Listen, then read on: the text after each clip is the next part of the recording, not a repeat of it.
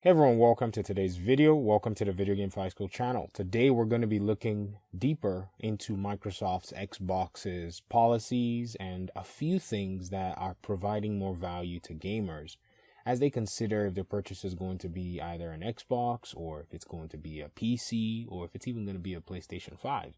Now, the reason I added a PC to this conversation is because you're going to see that there's so much value that Microsoft is providing, and there's a lot of value also on PC from different factors that even beat the whole console paradigm when you look at it from this perspective. So let's look at Game Pass. Is Microsoft's offering about 100 games coming immediately. You get yourself either an Xbox One X, Series X, or whatever it is. You can basically sign up for this. You can even do this with a PC and gain access to over 100 games. Now, regarding the entire console thing, we know that, Microsoft has purchased ZeniMax Media, which is the Bethesda parent, and there are about 4 or 5 studios underneath this parent company that are all going to be working on some serious games. Even exclusives with PlayStation that, these companies had signed now belong to Microsoft in their own right. So Sony is actually going to be renting exclusive deals from Microsoft-based companies. Interesting. For a limited time nonetheless. But there's also EA Play, which is also coming to Game Pass Ultimate. And I'd mentioned this, but some people had said, the former EA Play setup, games did not necessarily show up on time.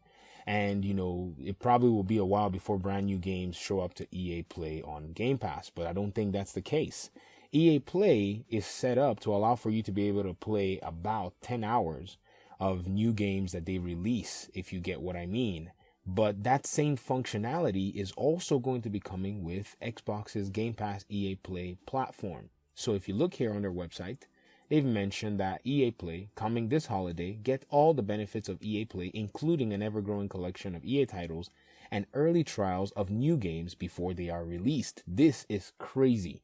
This is absolute madness that Microsoft is bringing to the table. So don't just get the game, get more for, from your game with EA Play. Members get more rewards, more exclusive content, unlimited access to more top titles for $4.99 a month, or save on a full year membership for just $29.99. And this is really cool because Xbox Game Pass is getting EA Play, if you get what I mean. You're going to enjoy all the benefits of EA Play in this context.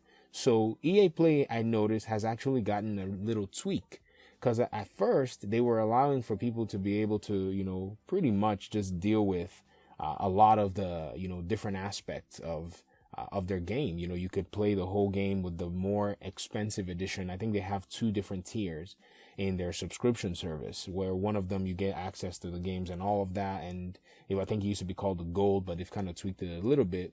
But now you're able to, even without that platform, get at least 10 hours of gameplay. And then when you decide to purchase the game, all your progress is then transferred. They already have a huge library here with old games that you can basically get access to. Anthem, I know Anthem had its own troubles.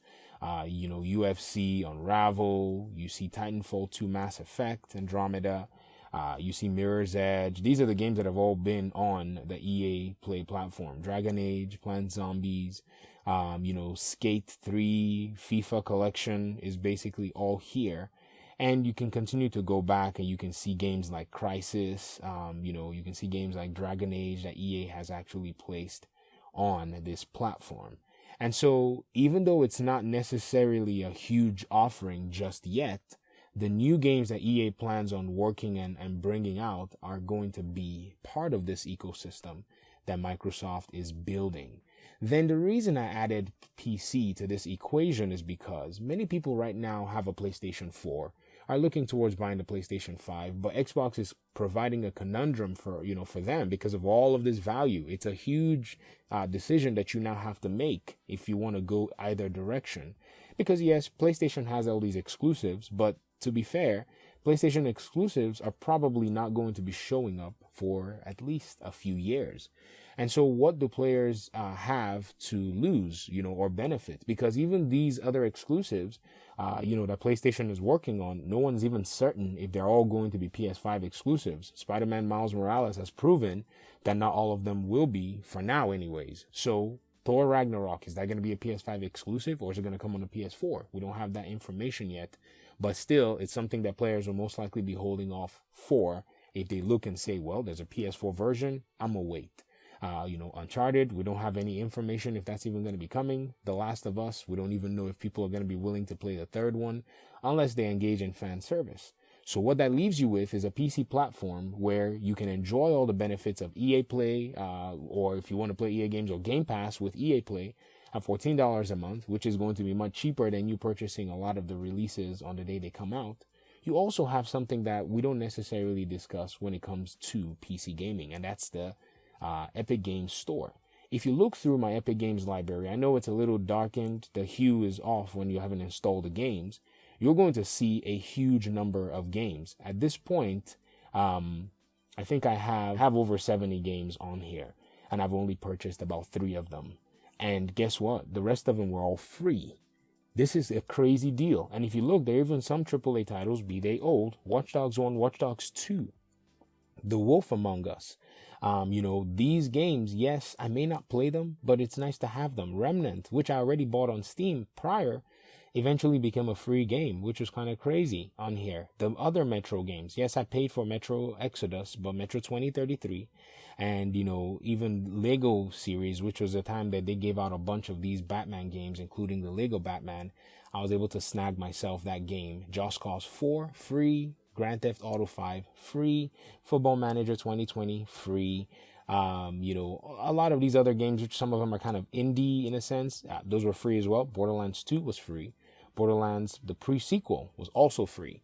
And on and on and on, they keep giving these free games when you go into their store. Like every so many weeks, I think each month there are 2 games that are given out of 4 games, depending on how it all plays.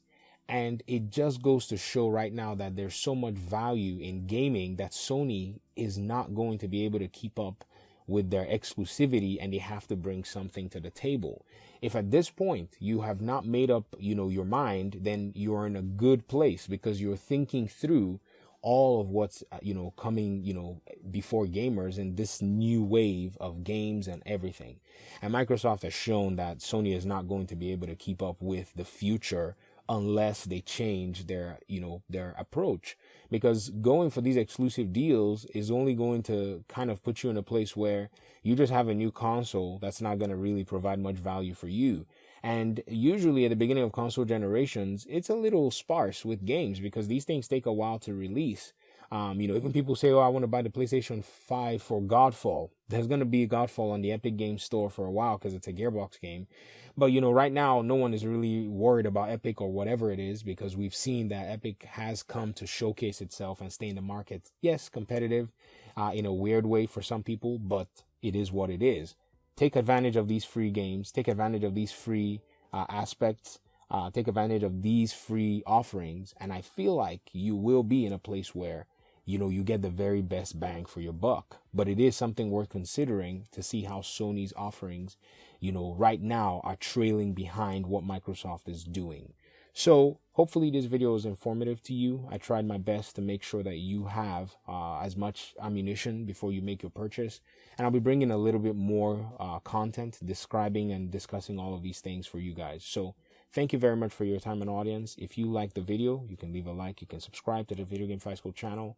And I'll be very happy to, talk with you in the comment section, and we can have more of a conversation there.